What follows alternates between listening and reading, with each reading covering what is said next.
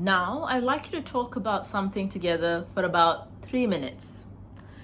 This task will have 2 parts. In the first part, you will discuss something with each other for about 2 minutes. Then, in the second part, you will have another minute to make a decision together. All right, let's begin with the discussion task. News outlets constantly report on cyberbullying cases. Here are some ways to prevent cyberbullying. First, you have some time to look at the task.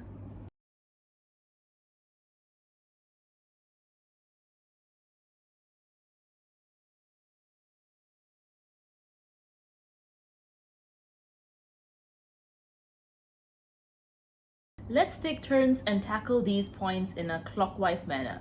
I'll do social media regulation, enforce strict rules and laws, and create awareness campaigns. And I'll come in and do parent supervision, cover topic in syllabus, and nurture kindness. Now talk to each other about some ways to prevent cyberbullying.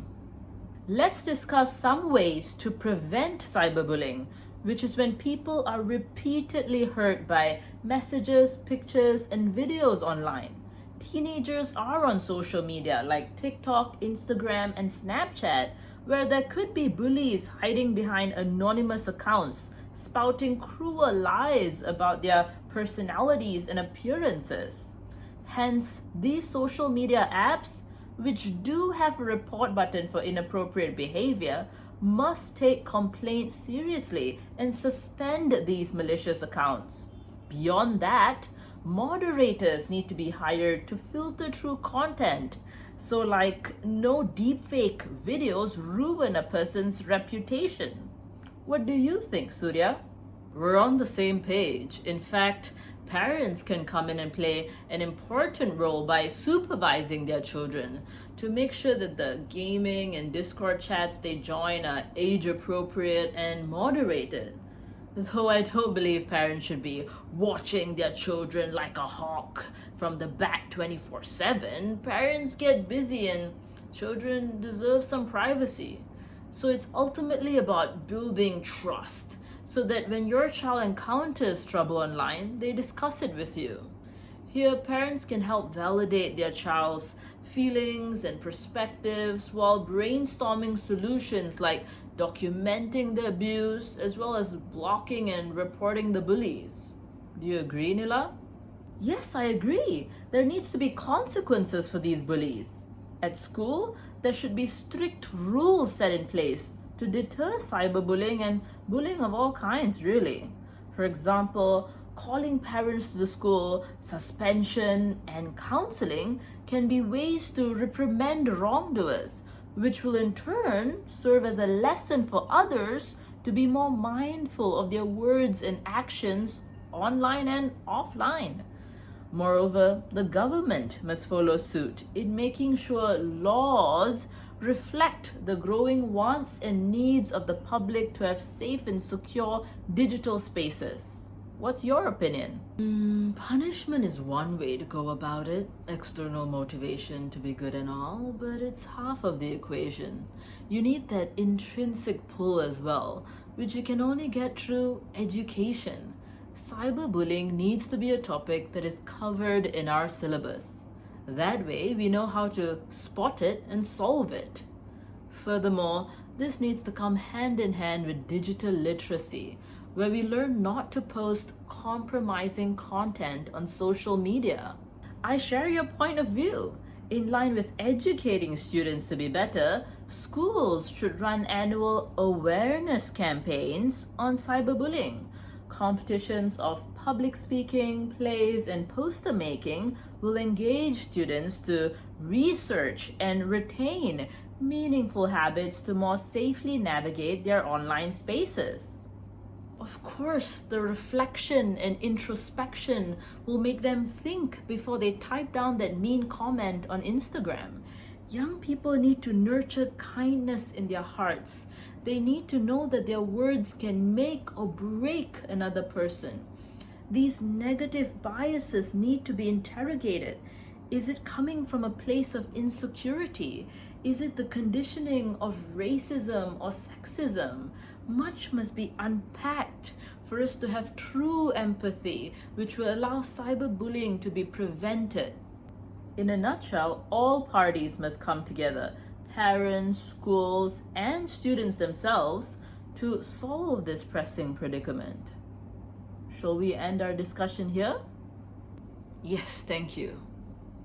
Thank you. Now you have about a minute to decide together which is the best way to prevent cyberbullying. Personally, education is the way to go for a standardized, wide reach, and long-lasting impact. So covering cyberbullying as a topic in our English syllabus and beyond is the key to solving this issue.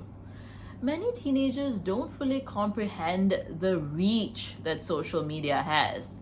They need to learn that a seemingly harmless post of their friend's bad haircut or a rant when they're angry can turn cruel if it's publicly posted, where it can be viewed and commented on by thousands of people.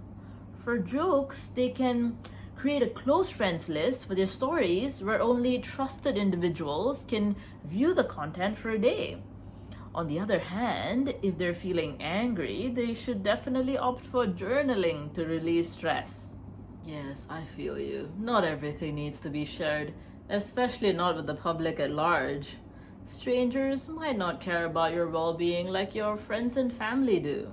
Additionally, if your digital trail is visible to everyone, it might affect your university prospects or job opportunities in the future. All of this insight and advice needs to be in textbooks and lesson plans, so students all across the country, regardless of whether they are in cities or in rural areas, receive this knowledge and get to make informed decisions about their social media use. Exactly, I want a full chapter with in-depth information written in an accessible and relatable way on cyberbullying. Well, that's all from me. Anything else you want to add? No, I think we've been thorough. We can close our discussion here. Thank you. Can I have the booklet, please? You've been talking about ways to prevent cyberbullying. Now let's hear your opinion on this. What are the negative effects of cyberbullying to a person? Cyberbullying negatively impacts a person's physical and mental health. Reading heinous comments about yourself online every day will surely crush your self-esteem and cause you to suffer from depression and panic attacks in the long run. Your body is not made to survive chronic stress. You will get painful migraines, stomach aches, and back pain. For sure, you'll be under the weather. Besides, the shame and embarrassment you'll feel if everyone in school knew will make you skip school. Plus, you won't be able to focus in classes and your grades will take a hit. Your bright future will slip through your fingers. You'll feel isolated and frustrated and won't be able to connect with your loved ones and passions like you used to. All because someone decided to be cruel and insensitive. That's heartbreaking. True, that's so unfortunate. I hope having these discussions will make the world a better place. Shall we end here? Yes, thank you. Thank you, Nila and Surya. That's the end of the speaking test.